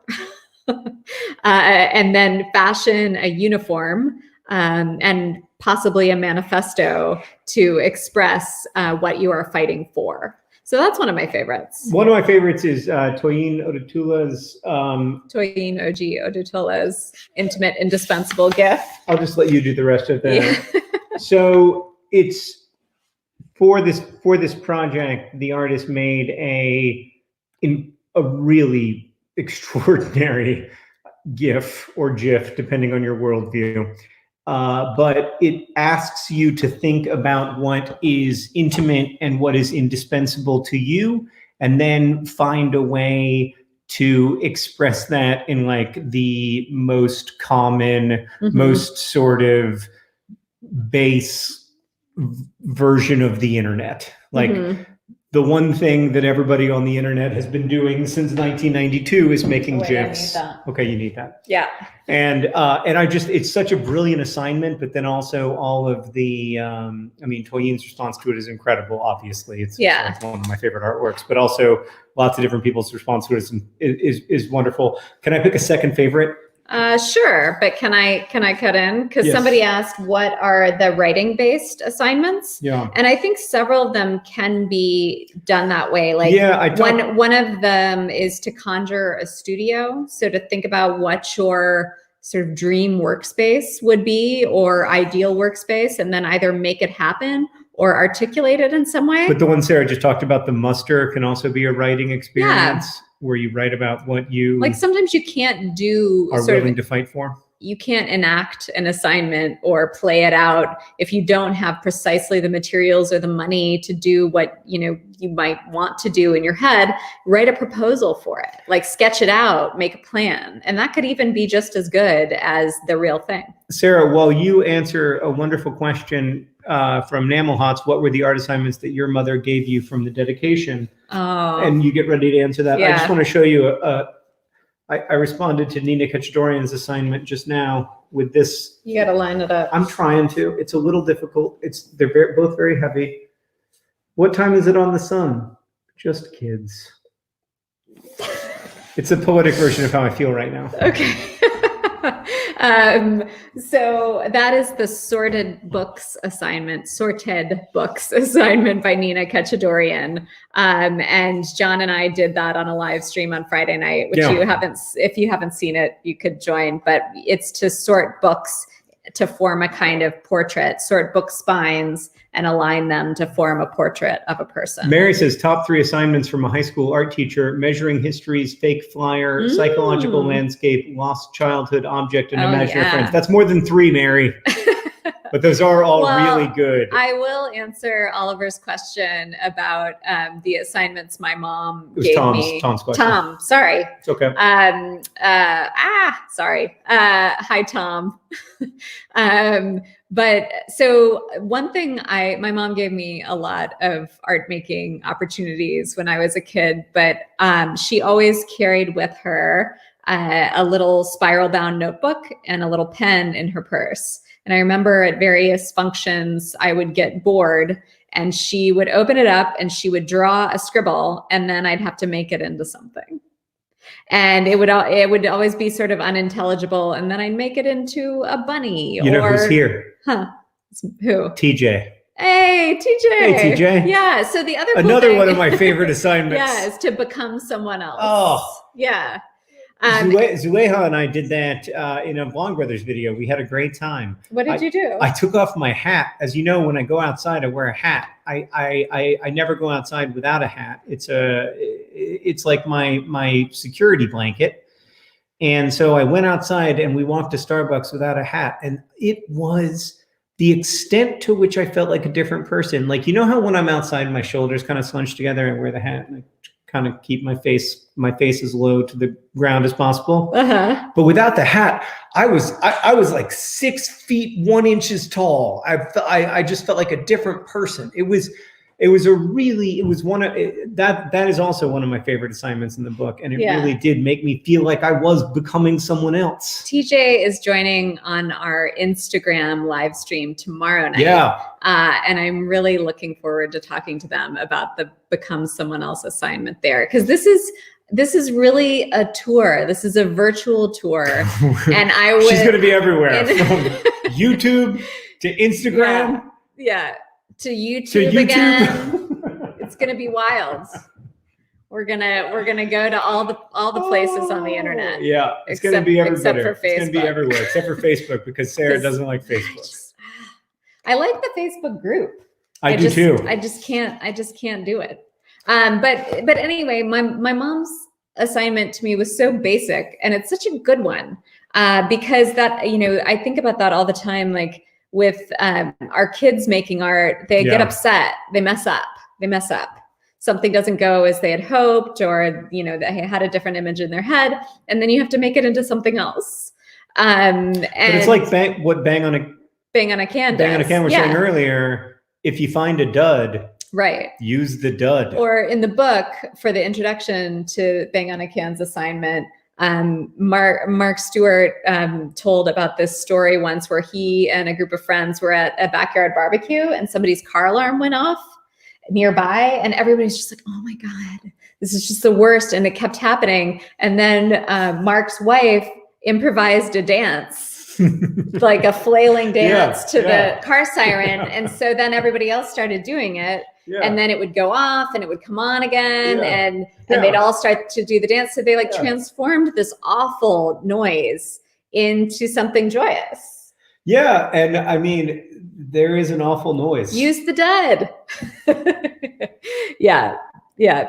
Someone says, when I teach knitting, we spend loads of time emphasizing that mistakes are part of the process. Yeah, and I think, a lot of people, including myself, are afraid to start making art because they're afraid of the mistakes that might be made. And I think this is sort of exacerbated, like thinking about drawing in particular. But what I've noticed, like in the paper weaving assignment that we've been mentioning a lot here, and a lot of you guys have been making, again, please respond to these assignments and post them, share them using the hashtag #YouAreAnArtist. Yeah, you don't have to get the book. But you don't.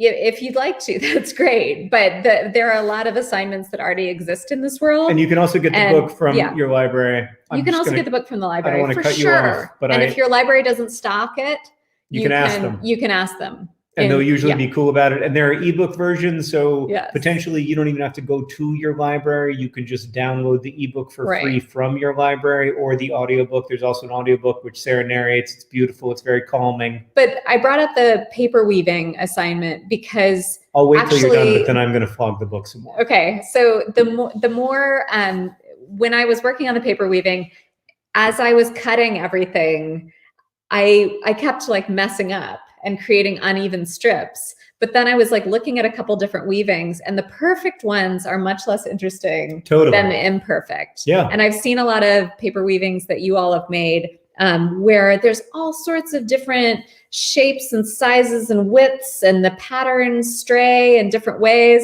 And I like those a lot better. And one of the paper weavings I made that I posted, I wasn't particularly proud of. And then I flipped it over and noticed that the back was much better. So I always think about that. Like if I'm like doing watercolor or something too, I'll like work really hard on a watercolor. And then I look at like my blotting paper, and it's way prettier than my painting. Yeah. Well, I don't agree with that. I think your paintings are great. But when I make watercolors, my blotting paper is legitimately much more interesting than my paintings. Yeah. Do we get to see the paper weaving you made? Sure. I'll get it. Yeah. We'll get it. While Sarah's gone, I'll just let you know that this book, You Are an Artist, came out today after years and years of work. I'm so excited for Sarah. It's available for pre-order. Please, if you can, support your local bookstore. You can go to IndieBound or bookshop.org if you're in the United States. And actually, this is going to be a mind blower, but this is not the only book that is available. There are other books, some of which came out today, many of which didn't have come out over the last like 7,000 or 8,000 years, that are available via bookshop.org. Right now is a really important time. If you can, we know many of you can't, but if you can, to support your local independent bookstore, because they are under a lot of pressure, unprecedented pressure, like so many of us are. And so if you have a chance to get You Are an Artist from your bookstore, we really appreciate it. But also it's available as an ebook, as audiobook, whatever you like. This is the paper weaving that I made. This is the front. But then this is the far superior back. That is way better. You're way right. better. Like this is what I tried to do. Yeah, this was great. It's great. But that is the back. Properly interesting. I know. Well, let me look. It's got the tape on it. Oh, really? Well, the tape doesn't even, the tape almost makes it better. Yeah. Because I'm like, what is the tape concealing? Yeah. So one thing I wanted to make sure. Misa just said, by the way, I just ordered it from my local Amsterdam bookstore, which makes me nostalgic for when Sarah and I used to live in Amsterdam. We did, for a short period of time, a short, wonderful period of time. It was mixed. I needed I needed my gallbladder out. Yeah. Yeah. That happened. That's very interesting. Thank you. It was very interesting.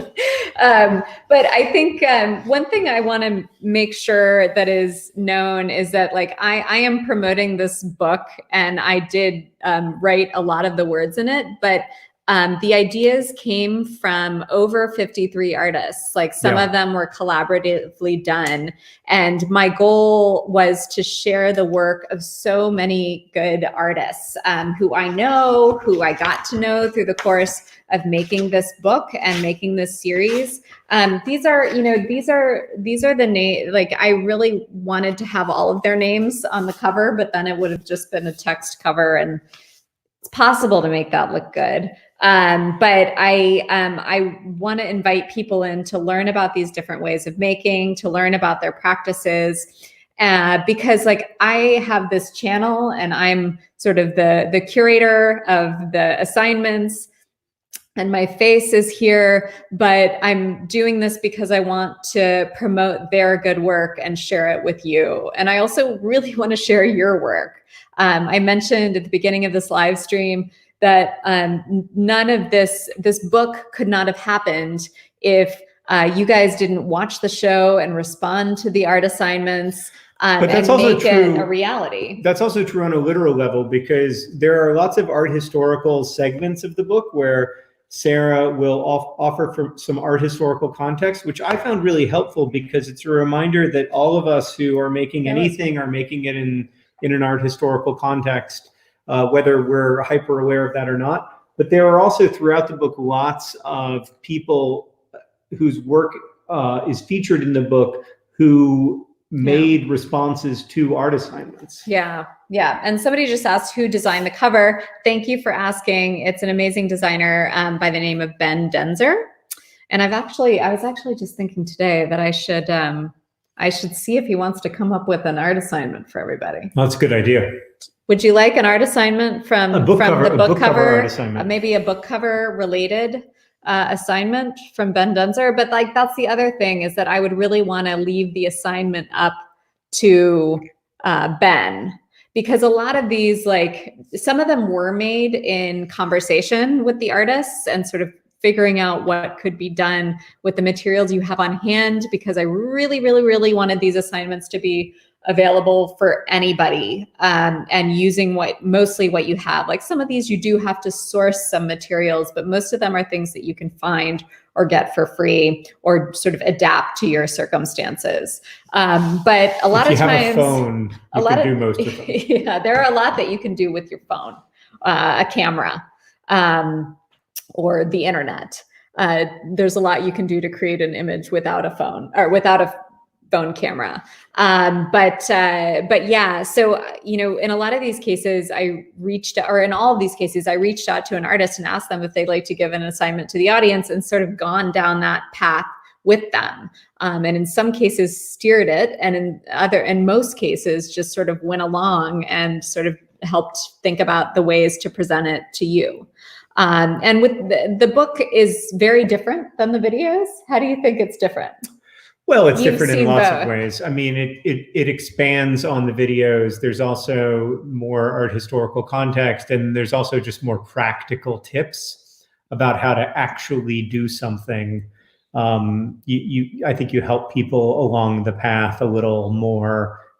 When you're doing something print-based, it's easier to help people with the actual like tips and tricks and variations. Right. Yeah. One of my favorite parts of the book is a tips, tricks, and variations section. And that's really something, you know, a lot of the assignment videos, sort of the assignment video is the first thing that happens. And then you learn so much just by people doing the assignment and hearing back from people. So it was fun to sort of think about like, oh, if I was starting this anew, like here's tips, tricks, and variations for the stakeout assignment.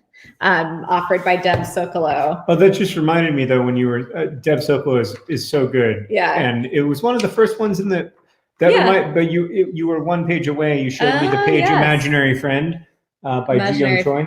Yep. And after I read that chapter, I changed the thing that I'm working on. I was like, you know, it's kind of amazing when people who are like young adults, but adults have imaginary friends or consciously create imaginary friends with the full awareness of their imaginariness. Yeah. It's sort of more beautiful to me than when kids do it. Right. So it changed the thing that I was working on. This is just one example to me of many. And so Ji-Young's assignment is to make an imaginary friend using any medium you like, and then bring that friend out into the world and introduce them to others. So I made an imaginary friend who now lives in my medicine cabinet. Yes, and I see that imaginary friend all the time. And his name is Shrimp. Yeah, Shrimp. And he sits there and he greets me every day. And I think about the assignment, and I'm so glad I made it. I enjoy. And for those of you who are spending a lot of time alone, I mean, man, get yourself a Shrimp. Make make yourself a friend. Yeah. I mean, I've heard a lot of jokes about the volleyball named Wilson. Yeah. You know, you can make your own Wilson. And in fact, like, you kind of have to make your own Wilson on some level. Like, we have to create, we can't help but personify and anthropomorphize. So Monsieur Chinchilla asks, are the art assignment videos also assignments in the book? Some of them are. So I gathered in the video series, there are 60 assignments. I picked 40 of those for the book that I felt that, I mean, it was a difficult process to figure out because I love all of the assignments, but there were I wanted to create a certain mix for the book. And also, as I was commissioning, so there are 13 new assignments in the book that are not videos. And I was sort of thinking about what those are and how these could sort of mix and mingle with those. So some of them, 40 of them are in the book, and then there are new ones. Toastwick has a great idea for a channel or a video on your channel. Yes. The case for TikTok. The case for TikTok. Because TikTok videos are art, or at least they're so watchable. They are art. There's a certain kind of TikTok video that is high art, I would argue, or whatever high art is. Yeah. The case for TikTok would be great, but it would necessitate Sarah or I getting a TikTok. Yeah. Oh, Nanette wants to see shrimp. Do you have shrimp? I do. Go get shrimp. Okay, I'll be back. Oh, now it's my live channel. Hello. I'm going to have some Sarah's champagne because she's not drinking it fast enough. Oh, it's almost too exciting to bear to be the lone host of the art assignment. I really hope you get Sarah's book. I'm just going to use this time to shill for her book. Obviously, this is a difficult time to publish a book. Of the difficulties, it is the least of the difficulties, right? Like, and I think Sarah is certainly aware of that, and so am I. But we've just been, both have been so overwhelmed by the response to the book, and thank you. You know, Sarah's put the last several years of her life into this, and I think you can, those of y'all who already have it know that you see it on every page. So just so excited for her and for all of y'all to read it. And it's been great to see the people who got it on day one, to see your responses to it has just filled our hearts. So thank you. Are you guys ready? Here's shrimp. Dun, dun, dun, dun, dun, dun, dun, dun, dun. This is shrimp. Tell us about him. Is a little, he's heavy. He's got some weight to him. Yeah. And he's made of, he's like a little bean bag that's been threaded. And the idea for shrimp came about because like he's actually a collection of the gray hairs that I've plucked. Not entirely. No, in theory. Yeah. Yeah. I mean, first off, so shrimp for me, is like sort of a companion in. I didn't know we were going to go this honest. I didn't know you were going to go this honest. Well, whatever. It's great. Yeah, everybody gets gray hair. I am aware. Believe me, so is my audience. So I was thinking about that and how it wasn't something that I needed to be ashamed of. Yeah. And so because shrimp is theoretically composed of gray hairs. He's really gray thread. Right. I was going to say. With eyes. But he's wise. Shrimp is wise. Yeah. You know, he's been through a lot. Somebody asked how you spell shrimp, and I think the answer is you don't. Oh, I think SCHREM. F-P. Shrimp. P? Shrimp. Yeah, shrimp. P-H. F-P-H? S-C-H. It's M-P-H. It's as many consonants as you can fit into a single syllable. Okay, I really didn't expect this to go in this direction. I'm glad that I'm so glad that you shared shrimp, though. Yeah. That feels like that feels like something that is really important to you, and we are grateful to you for sharing it. Leslie brings up that Claire Saffitz of Bon Appetit, the brilliant YouTube channel Bon Appetit. I mean, it used to be a magazine, and now it is mostly a YouTube channel, YouTube and I'm a huge Claire fan. Yeah. Oh, I love Claire. She's great. I mean, she can make Oreos. Yeah. But fancy. I feel like Claire and I are like sort of distantly related. I feel like kinship. I think that you are incredibly cool, and I think that Claire is incredibly cool. So I agree. Yeah. Yeah. Okay. I'm going to put Shrimp down now. Okay. Is there any way that you put him, does he feel sad when you put him down, or is he good? He's fine. He's totally independent. He's one of those people who when you're around, he's happy, but when he's alone, he's also happy. Yeah. Yeah. But yeah, the most important thing to me is that this book has a good life and has like a life beyond the video series, and that sort of can be a reference for people in their own lives, but for students and for teachers. And like, I want this to go off into the world and to do cool things, and I want to see what you guys make.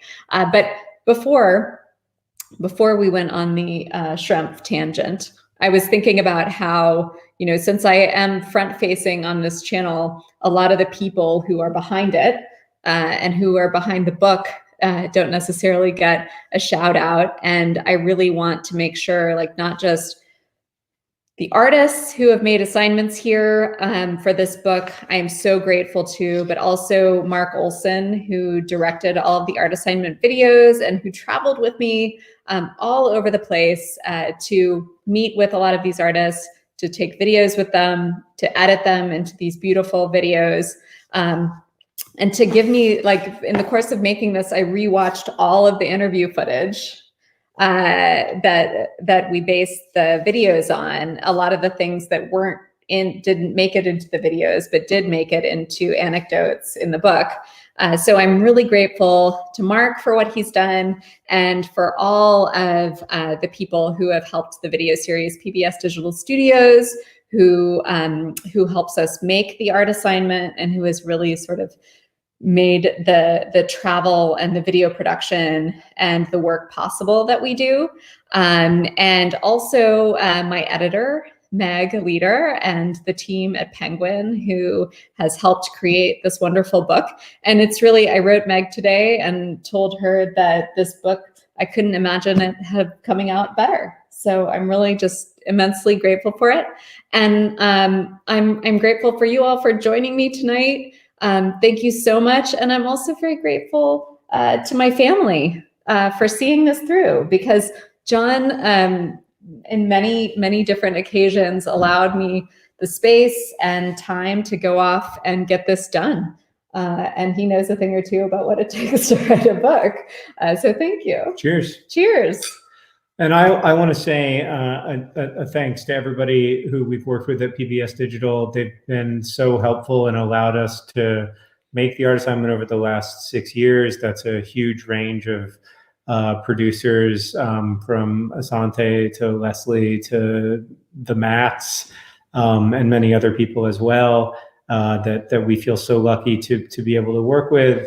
I am really grateful to our kids. Well, I say this in the acknowledgements, but our kids never want me to give them art assignments. Yeah. They really resist my art direction. Yeah. And it's been a great lesson for me, because it's been a great lesson to, like, give people enough to start with, give them the materials to do what they need, and to let them go off and do what they want.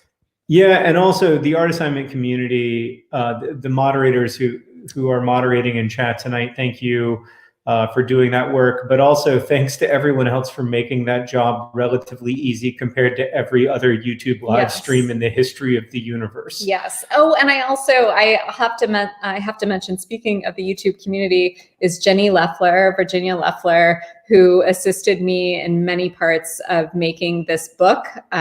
She was part of the art assignment community from the very start, and did a lot of the assignments, and has done a lot of the assignments, and was crucial in helping me organize this material and contact artists and figuring out the image rights and all of that ugly stuff. But thank you, Jenny. Yeah, I mean, the art assignment community has been one of the best places to hang out on the internet. Yeah, whenever I go to other parts of YouTube and I see the comment community, I'm always thankful for you guys, and I tend to focus on, you know, the videos of ours that get more and more views, the sort of uglier and nastier the comment pool gets. Yeah, that's unfortunately the way it often goes. But I love our enclave of the internet, and thank you for making it such a wonderful place to be, and thank you for inspiring me and all the people who make this show to do the work that we do, because it would be impossible if we didn't know that there were smart, thoughtful people who were going to be watching it. Yeah, that starts with Sarah, but it filters down, and you know, I think that Sarah's done a wonderful job of building and modeling what an online community should look like. But the people who are here in this chat and who have driven the art assignment forward over the last 6 years, you know who you are. You have also provided a model to people who might be newer to the art assignment, or people who might be new to YouTube, a model for how to have conversations online, how to have productive conversations, even about difficult and complicated topics where, you know, thoughtful people disagree. And it's been really inspirational to me, as someone on the outside, to see those conversations happen so lovingly and so carefully. And it's made me think that it's possible. You know, like when you spend most of your time in other parts of the internet, it starts to feel like it's like toxicity is inevitable. Right. And y'all have made me feel like actually it is possible to have big, difficult conversations about the big, difficult issues that face us in ways that are respectful. So I'm very grateful to Sarah for modeling that, but also to all of you. Yeah, thank you guys for making this be a bright point in an otherwise really dark and difficult time. And I hope that this evening has been some sort of a respite from that, and that art might be too. Thank you guys so much for supporting our work and for supporting the art assignment. And if you can, access the book, You're an Artist. It's there. There are links in the description. And I can't wait to see the things that you make from it. Please post it with #YouAreAnArtist. Thanks, you guys, and good night. Good night.